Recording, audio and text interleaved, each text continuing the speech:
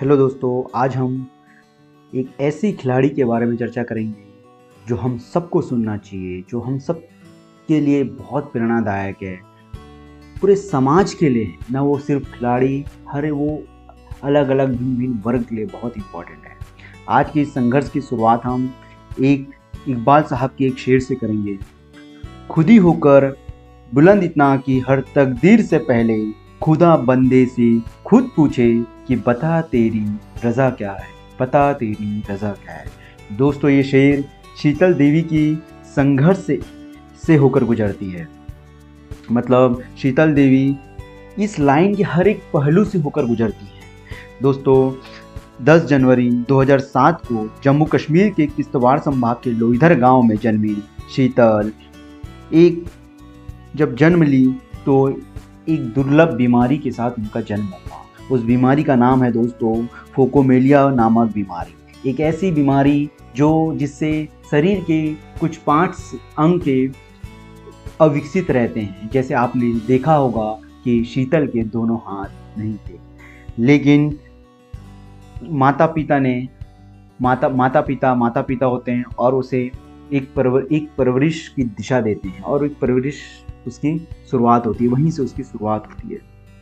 शीतल के पिता दिहाड़ी मजदूर थे, उनकी माता शीतल की देखभाल करती थी और शीतल के साथ उनके दादा हैं और उनके भाई बहन। एक समय की बात है दोस्तों, हायर सेकेंडरी स्कूल के मुगल मैदान में युवा कार्यक्रम का आयोजन चल रहा था। वहीं राष्ट्र राइफल यूनिट के कर्नल शिषपाल सिंह की नज़र एक बच्ची पे पड़ती है जो अपने पैरों के दम पर पेड़ों पर चढ़कर अद्वितीय दृढ़ संकल्प का परिचय दे रही थी। फिर कर्नल साहब मुलाकात शीतल देवी और उनके परिवार से करते हैं और मुलाकात के बाद वो निर्णय लेते हैं, वो उन्हें प्रोत्साहन देते हैं, उन्हें विश्वास दिलाते हैं कि उन्हें वो पूरा विश्वास दिलाते हैं कि हर संभव शिक्षा से रिलेटेड हो या फिर चिकित्सा सुविधा से हो या खेल प्रशिक्षण में उन्हें मदद किया जाएगा। फिर क्या कहना, वहाँ पे उन्हें यहीं से शीतल के जीवन में एक नया टर्निंग पॉइंट आता है। एक दिशा और दशा तय होती है उनके जीवन की।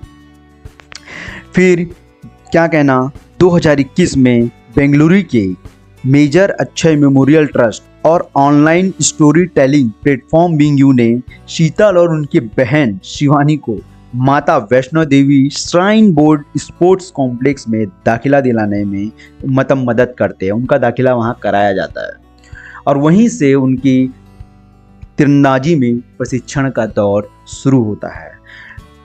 फिर वहाँ पे दाखिला दिलाने के बाद उनके कोचों के द्वारा, उनके ट्रेनर के द्वारा उन्हें एक कृत्रिम अंग लगाने का विचार किया जाता है, लेकिन इस कृत्रिम अंग लगाने का जो फैसला है इसको अस्वीकार किया जाता है, जिसमें पर क्योंकि एक खिलाड़ी हैं अमेरिका के मैथ्यूस स्टूट्समैन जो खुद भी वो उनके दोनों आर्म नहीं है, वो अपने पैरों के दम पर तीरंदाजी में एक महारत हासिल की। अभी हाल ही में 2024 के पैरालंपिक खेलों में उन्होंने गोल्ड मेडल जीता है। तो इस तरह उनको रोल मॉडल मानकर एक फैसला लिया गया कि कृत्रिम अंग का उपयोग नहीं किया जाएगा। उनको उनके पैरों के दम पर तीरंदाजी के क्षेत्र में प्रशिक्षण दिया जाएगा, जिनमें उनके कोच प्रमुख अभिलाषा चौधरी, कुलदीप वेदनान श्री कृष्ण की तरह हमेशा शीतल के साथ खड़े रहे। वहीं उनकी तीरंदाजी सहयोगी रोमिका शर्मा एक दोस्त की तरह थी, जो उनके दैनिक दिनचर्या में उनको भावनात्मक प्रोत्साहन देने का काम करती थी और इस तरह उन्हें यह प्रशिक्षण का दौर चलता रहा। शीतल के लिए जो तीरंदाजी होता है उसको पकड़ पाना भी असंभव था, लेकिन उनके दृढ़ विश्वास और जुनून ने इस तरह और कोचों की मदद से, उनके ट्रेनर की मदद से इस तरह पर उनको प्रशिक्षित किया गया कि उन्होंने सफलता का ऐसा हिमालय खड़ा किया कि जो हम सबके समझ है। जैसे 2022 में एशियाई खेलों में उन्होंने 2 गोल्ड मेडल और 1 सिल्वर मेडल जीता। वहीं उसके इस खेल में उल्लेखनीय योगदान को देखते हुए भारत सरकार द्वारा 2023 में अर्जुन पुरस्कार से सम्मानित करने का निर्णय लिया गया।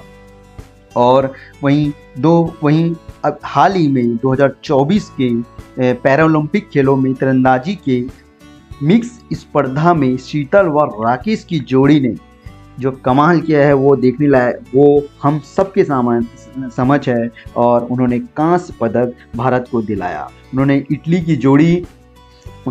की जोड़ी को 156-155 से मात दी। इस तरह शीतल ने अपनी कमजोरी को ताकत बनाने के साथ साथ सामाजिक धारणाओं को चुनौती देने के साथ पैरा एथलीटों की रोल मॉडल के रूप में उभरी है। दोस्तों, कभी एक लाइन आपने हमेशा सुनी होगी, कभी हार ना मानना, कि इस सच्ची भावना को साकार किया है। उन्होंने अपने मेहनत से, अपने जुनून से उन्होंने अपने क्षेत्र का नाम रोशन किया और सिर्फ न केवल भारत में बल्कि विश्व में उन्होंने अपना डंका बजाया है।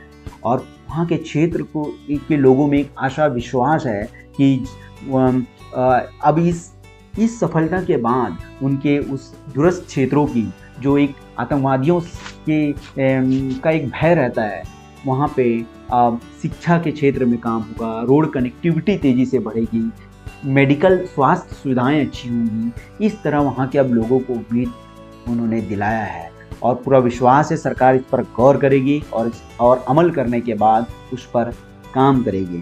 शीतल ने इस तरह हम सबको एक नया दिशा दिया है, सोचने को मजबूर किया है कि कैसे हम अपनी कमजोरी पर, अपने ध्यान को कमजोरी पर केंद्रित न करके हम एक विज़न तय करके हम कैसे अपने विज़न तक पहुंच सकते हैं, विभिन्न चुनौतियों का सामना करते। क्या था शीतल के बाद?